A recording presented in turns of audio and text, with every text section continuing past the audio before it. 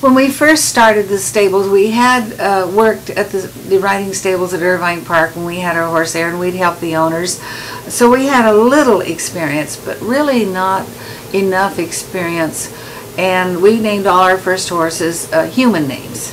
I took a group of children out, and Maggie was the ugliest horse you ever saw in your life. She had a sloped neck, she had a scrawny back, and a big, long, ugly-looking head. But she was a fantastic horse for the kids. But there was a girl in the group named Maggie. She wasn't on Maggie, but she was named Maggie.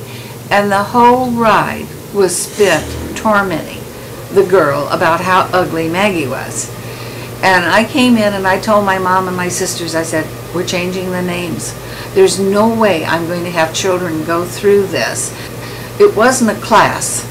I didn't know these kids. It was a Sunday ride. So I couldn't scold them like I could one of my classes. And so I said, no, we're changing the names. So we did Montana, Wyoming, Diggy, and ended that problem. I had 3 females I bred to Rin Tin Tin, and I made quite a bit of money on my puppies. I contacted Lee Duncan and asked if I could breed my female to his male, which was Rin Tin Tin the 4th at the time. And Rin Tin Tin the 1st, of course, had passed away many years before. So Lee Duncan did a big interview, studied my dog, made sure genetically in her papers that she had a good background. And then I made the agreement that out of the litter he would take his pick.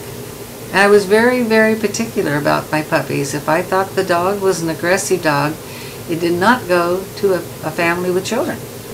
Like Lee Duncan, I wanted to know where my dogs were going. That would be in the early 50s. I think I sold them for $150. Now today they would be thousands of dollars. But that was a lot of money. And I earned the money from the sale of my Rin Tin Tin puppies to put my sisters and I through ground school and then learned to fly. And all because I was able to sell my puppies. I didn't like airplanes on the ranch. I'd look up there and they annoyed me because the noise was, you know, and I like my horses. I was always going to ride a horse. And I used to say this, you know, I've never, I don't even want to go up there. They were a bother. And so my brother came one time with his plane from Arizona, and he said, I'm going to take you up. Well, I didn't want to hurt his feelings, so we went up. And that did it. And that, from then on, I sold my Rin Tin Tin puppies and got the money to go to ground school. And then my dad agreed to buy a plane. He bought a Cessna 140, which was a 2-seater, and we learned to fly in that. And then we got a 4-place plane, which was a Cessna 172. My dad would go up with us, and it was a thrill. He always wanted to fly. I passed the test to be a flight instructor, and then my mother was injured in an automobile accident, and we had to give up flying. But, it was a thrill. We had many, many exciting experiences. Very few women flew, though, in those days. It was quite an exciting thing to do, because as I said, there weren't many women there that were doing it even in the time we were flying.